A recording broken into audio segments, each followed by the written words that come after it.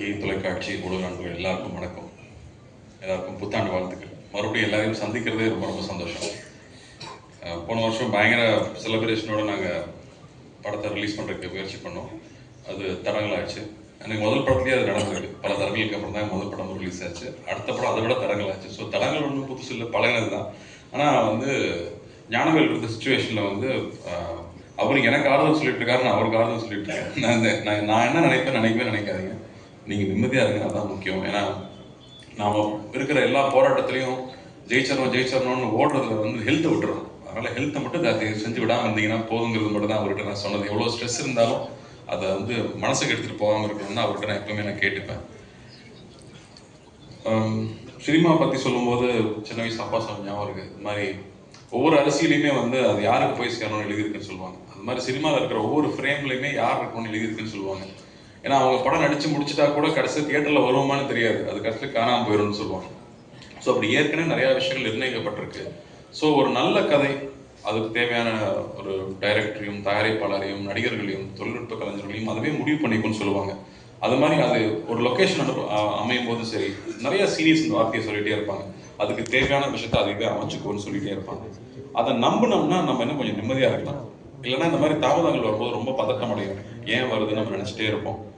But அதை நம்பும்போது நிச்சயமாக அது ஒரு பிளான் பண்ணி அது இப்போ தான் வரணும்னு நினச்சி வருது அப்படிங்கிறது புரிஞ்சுக்கிட்டோம்னா நாம் கவலை இல்லாமல் நம்ம கையில் இல்லாத ஒரு விஷயத்துக்காக நம்ம வருத்தப்படாமல் நிம்மதியாக இருக்க முடியும். அந்த வகையில் இந்த படம் ஒரு பெரிய தாமதத்துக்கு அப்புறம், பெரிய போராட்டத்துக்கு அப்புறமா நீங்கள் சேர்ந்துருக்கு. ஞானவேல் சொன்ன மாதிரியே நானும் நிறைய பேருக்கு ரொம்ப நன்றி கடன்பட்டிருக்கேன். முக்கியமாக அண்ணாக்கு அவ்வளோ பெரிய சப்போர்ட்டாக இந்த படம் ரிலீஸ் ஆக பெரிய உதவியாக இருந்திருக்காரு. அதே மாதிரி ஃபைனான்சியல்ஸ், டிஸ்ட்ரிபியூட்டர்ஸ், எக்ஸிபிட்டர்ஸ், நிறையா டெக்னீஷியன்ஸ். ஏன்னா ரிலீஸ் நெருங்க எல்லாருமே டபுள் த டைம், ஒரு 48 hours 50 hours தூங்காமல் வேலை செய்ய வேண்டியது இருந்துச்சு. அந்த படத்தை கொண்டாமல் படம் ரிலீஸ் ஆகி வெற்றி பெறணுங்கிறக்காக ஒரு கோயிலில் உட்காந்துருக்காரு. அண்ட் நலன் எல்லாருக்குமே ரொம்ப பிடிச்ச டைரக்டராக இருக்கார்.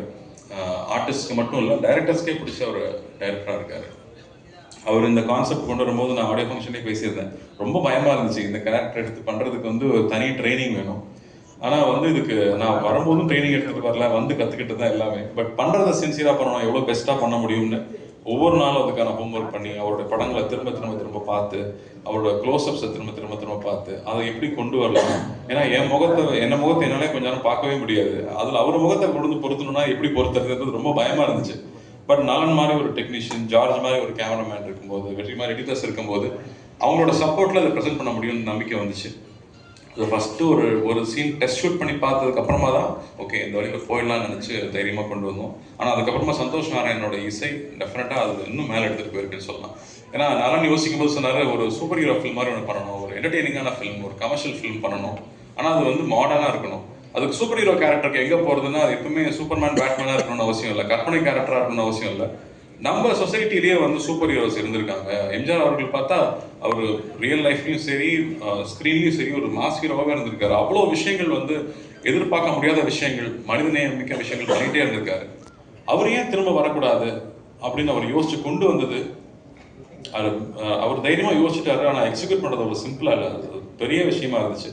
அண்ட் அவரை பற்றி தெரிஞ்சுக்க அவர் மேலே இருக்க மரியாதை கூட்டிகிட்டே இருந்துச்சு. யூஸ்வலாக படம் ரிலீஸ்க்கு முன்னாடி ஆழ்வார்பேட்டை ஆஞ்சநேயர் கோயில் போய் நானும் ஞானவேலும் கும்பிட்டு வருவோம். ஆனால் இந்த வாட்டி வாத்தியார் வச்சு படம் எடுத்ததுனால அவர் சமாதிக்கு போய் கும்பிடணுன்னு ஆசையாக இருந்துச்சு. அது முதலே நாங்கள் போகணும்னு நினச்சோம். அப்போ ரிலீஸ் தள்ளி போச்சு. இன்றைக்கி எந்த தடையும் இல்லாமல் நாளைக்கு ரிலீஸ் ஆகணுங்கிறதுக்காகவே காலையில் போய் கும்பிட்டு வரலான்னு போயிருந்தோம். அங்கே போய் நிற்கும் போது அங்கே இருக்கிற உணர்வே வேறையாக இருந்துச்சு. இங்கே இருக்கிறவர் எப்போவோ இறந்துட்டார், 40 வருஷம் ஆச்சுன்னு நினைக்கிறேன். ஆனால் அங்கே போய் நிற்கும் போது இன்னும் அவரை பற்றி நம்ம நினச்சிட்டு இருக்கோம். இன்னும் அவரை பற்றி ஒரு சினிமா எடுக்கணும்னு ஆசைப்படுறோம். அவருடைய இமேஜ் இன்னும் அவ்வளோ ஸ்ட்ராங்காக இருக்குது. அங்கே போய் அவரை கும்பிட்டுட்டு வரும்போது அதில் இருக்கிற உணர்வே வேறு. எனக்கு தெரிஞ்சு நிறையா விஷயங்கள் சேர்ந்து அமைஞ்சதுக்கு அவரோட பிளஸிங் நிச்சயமாக இருக்குன்னு நான் நம்புகிறேன். ஸோ இந்த படம் பொங்கலுக்கு ரிலீஸ் ஆகுது. ரொம்ப வருஷத்துக்கு அப்புறமா எனக்கு ஒரு பொங்கல் ரிலீஸுங்கிறது எனக்கு ரொம்ப ரொம்ப சந்தோஷம். இந்த படம் குழந்தைங்களோட பார்த்து என்ஜாய் பண்ணக்கூடிய ஒரு ஜாலியான படம் தான் அது.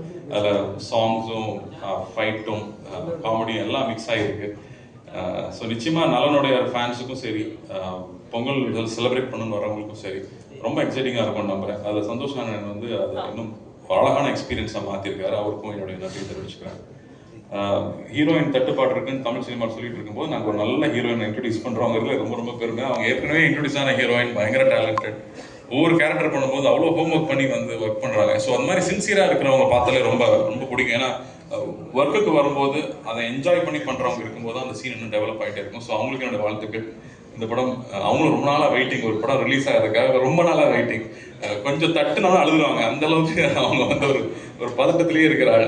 ஸோ அவங்களுக்கும் இந்த படம் பெரிய வெற்றி அமையணும்னு நான் ஆண்டவனை வேண்டிக்கிறேன். சத்யராஜ் மாமா வந்து